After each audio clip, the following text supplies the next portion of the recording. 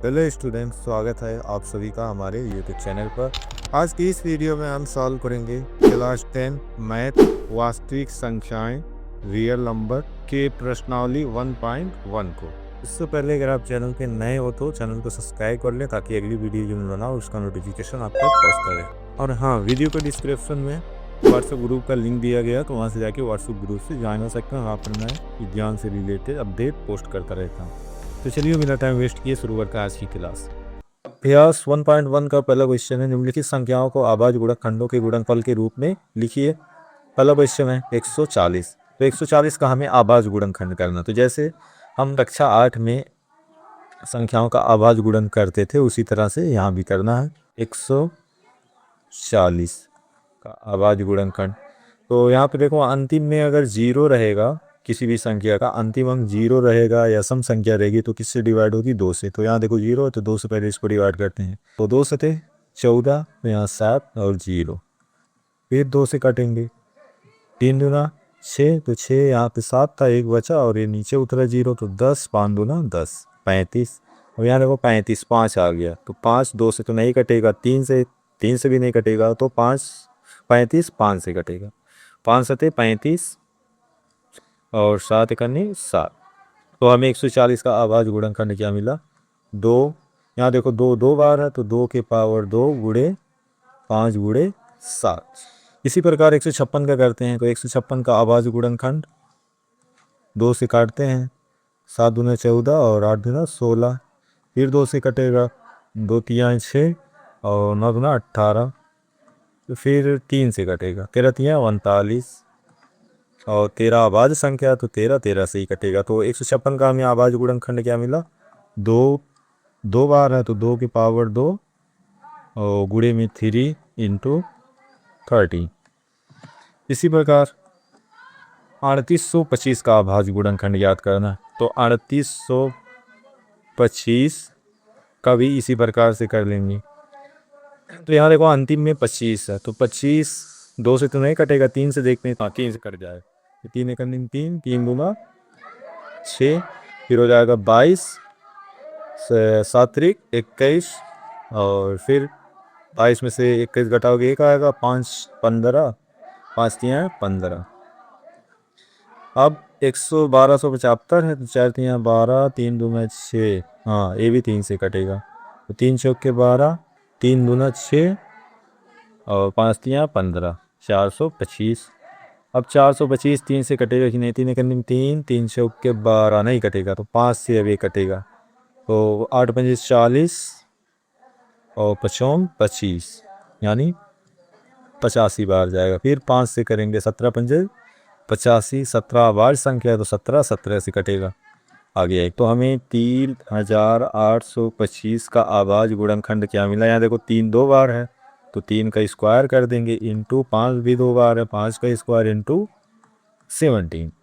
इसी प्रकार 5005 का अभाज्य गुणनखंड करना है। तो 5005 का अभाज्य गुणनखंड, यहाँ देखो अंतिम में 5 है, तो ये या तो 2 से तो नहीं कटेगा, तो 3 से ट्राई करते हैं, तो 3 से भी नहीं कटेगा, 5 से कटेगा। 5 दाइम 50, 0 5 कने 5, 1001 आया। अब 1001 है, तो ये 5 से तो डिवाइड होगा नहीं, तो इसको अब अगली कौन सी संख्या से डिवाइड करेंगे? 7 से। तो 7 से डिवाइड करेंगे, तो 7 एक अंतिम 7, 7 एक अंतिम 7 और 3 आया, 7 चौक 28 और 21 हो जाएगा, 7 त्रिक 21। अब 143 कितने से कटेगा? 11 से। 11 एक अंतिम 11, यहाँ से बचा 3, 11 तिया 33। अब 13 से ही कटेगा, 13 एक अंतिम 13। तो 5005 का हमें अभाज्य गुणनखंड क्या मिला? 5 गुणे 7 गुणे 11 गुणे 13। तो इसी तरह से हमें अभाज्य गुणनखंड को गुणनफलों के रूप में लिखना है। क्वेश्चन नंबर 2 है, पूर्णांकों के निम्नलिखित युग्मों के एचसीएफ और एलसीएम ज्ञात कीजिए तथा इसकी जांच कीजिए कि दो संख्याओं का गुणनफल बराबर एचसीएफ इंटू एलसीएम। तो क्वेश्चन नंबर फर्स्ट है 26 और 91 का हमें एचसीएफ निकालना है और एलसीएम।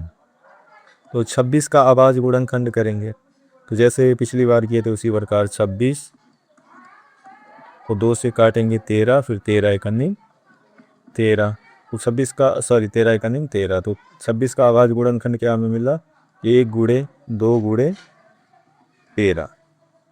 अब इसी प्रकार 91 का करेंगे, तो 91 कितने से कटेगा, 7 से, 13 सतह 91, 13 बार जाएगा, फिर 13 1, तो इसका हमें आवाज गुणनखंड क्या मिलेगा, 1 गुणे 2 गुणे, सॉरी 1 गुणे 7 गुणे 13। अब ये CF का होता है हाईएस्ट कॉमन फैक्टर, दोनों के आभाज्य गुणनखंडों में जो कॉमन है उसको हम ले लेंगे। तो ये CF 26 और 91 का, दोनों में देखो, दोनों के आभाज्य गुणनखंडों में क्या कॉमन है, 13, तो इन दोनों का CF क्या हो जाएगा, 13। अब इसी प्रकार LCM निकालते हैं, तो LCM के लिए हमारा क्या हो जाएगा, LCM 26 91, जो भी दोनों का आभाज्य गुणनखंड है उनमें से हर एक संख्या को एक एक बार लिखना है।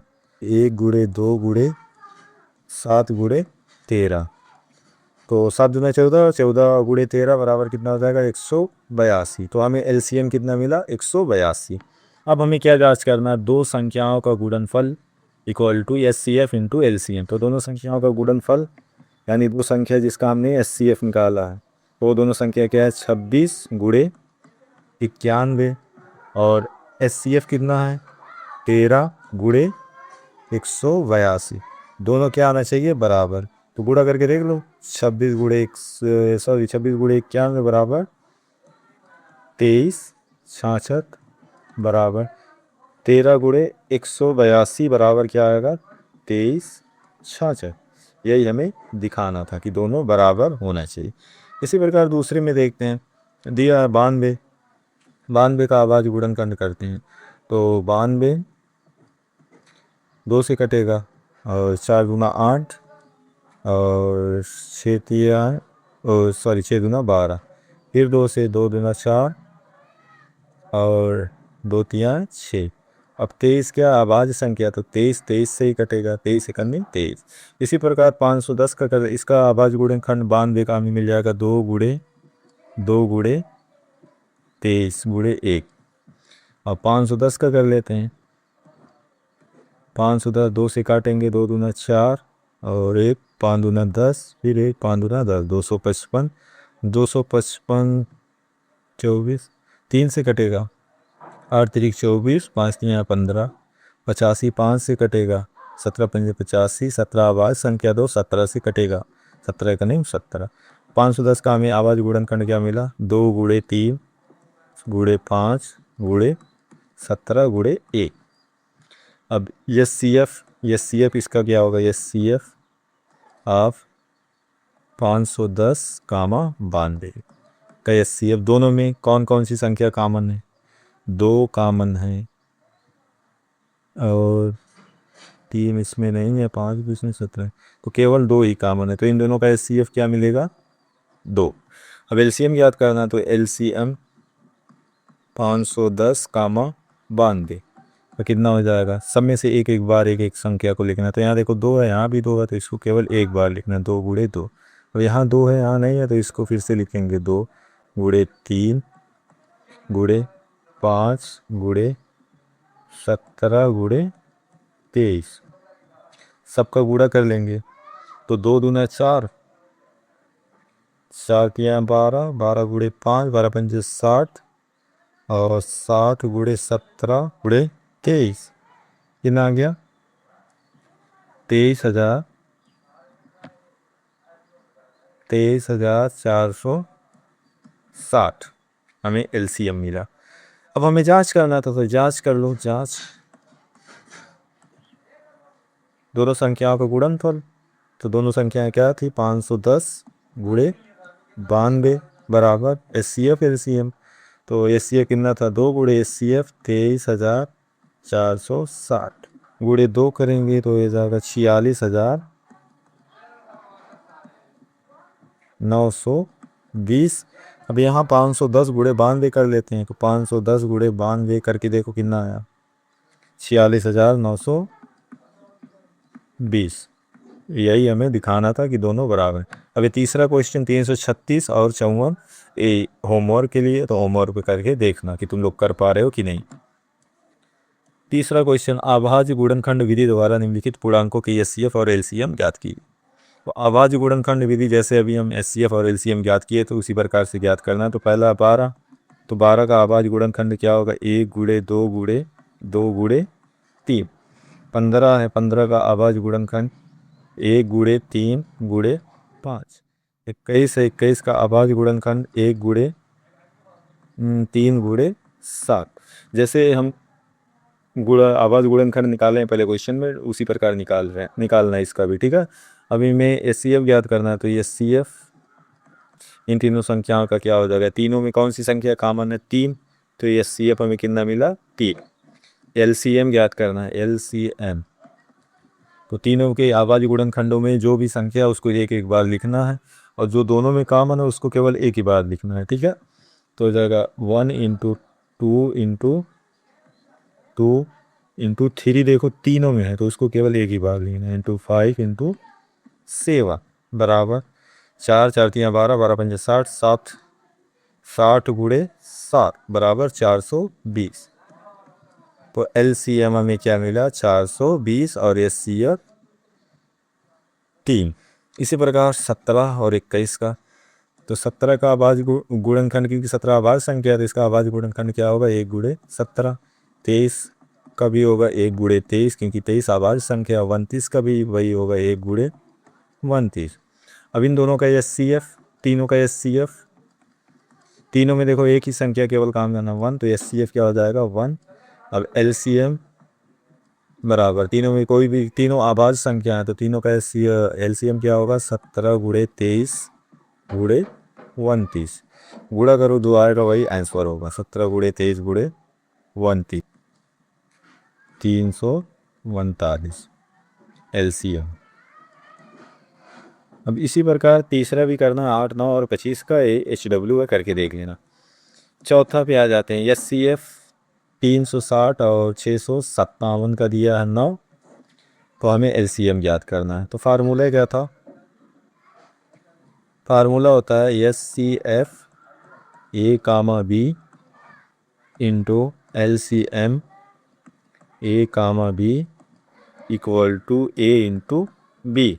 अब यहाँ पे देखो ए बराबर कितना दिया है, 306, और बी बराबर 657, ठीक। तो ए बी का मान रख दो, तो एचसीएफ 306 कामा 657 बराबर इंटू एलसीएम 306 कामा 657 बराबर ए इंटू बी। ए का मान कितना है, 306 गुणे 657। ये एचसीएफ हमें कितना दिया है, 9, तो 9 इंटू एलसीएम बराबर 306 कामा 657 बराबर, दोनों संख्याओं का गुणा कर लो, 306 गुणे 657 बराबर कितना आएगा, 2,01,042। अब यहाँ देखो 9 को इस तरफ दोनों तरफ 9 से भाग दे दो, तो यहाँ देखो 9 था, 9 कट गया, तो इधर क्या बचा, एलसीएम 306 कामा 657 बराबर 2,01,042 बटे 9। इसमें 9 से भाग दे दो, तो हमें कितना मिला, एलसीएम 306 कामा 657 बराबर, भाग देने पर हमें कितना मिला, 22,338। ये हमें मिला एलसीएम। तो इस तरह से अगर एलसीएम दिया रहेगा, एचसीएफ पूछेगा, तो हम इसी वाले फार्मूले का यूज़ करके निकालेंगे, ठीक है, जैसे अभी एलसीएम निकाले।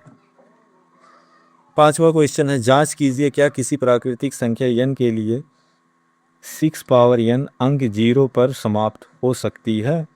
तो जैसे कि हम जानते हैं, अगर कोई भी संख्या 0 पर समाप्त हो रही है, यानी उसका आखिरी अंक 0 पे, तो उसके अभाज्य गुणनखंड में 2 गुणे 5 होंगे। जैसे मान लो यहाँ पे है 10, 10 देखो 0 पे समाप्त हो रहा है, तो 10 का अभाज्य गुणनखंड करेंगे तो इसमें कॉमन गुणनखंड क्या होगा, 2 गुणे 5।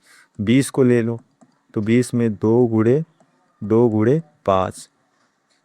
इसी प्रकार कोई भी हम अगर जीरो वाली संख्या लें तो उसमें ये 2 गुणे 5 उसके अभाज्य गुणनखंड में कॉमन होगा। तो यहाँ पे देखो दिया है 6 पावर n, तो 6 का अभाज्य गुणनखंड क्या होगा 2 गुणे 3। अब 6 पावर n करेंगे यानी दोनों तरफ n की घात लगाएंगे तो हो जाएगा 2 गुणे 3 गुणे पावर n। अब इस कोष्टक को खोल देंगे तो 2 के पावर n गुणे 3 के power n। 6 power n equal to कितना मिला 2 power n into 3 power n। तो अब इसको यहाँ पे लिखो चूंकि 6 पावर n के अभाज्य गुणन खंड में 5 के पावर n नहीं है, इसलिए 6 के पावर n 0 पर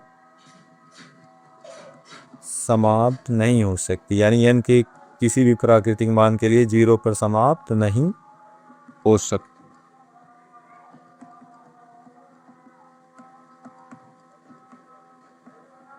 तो दोस्तों आज की वीडियो में इतना ही।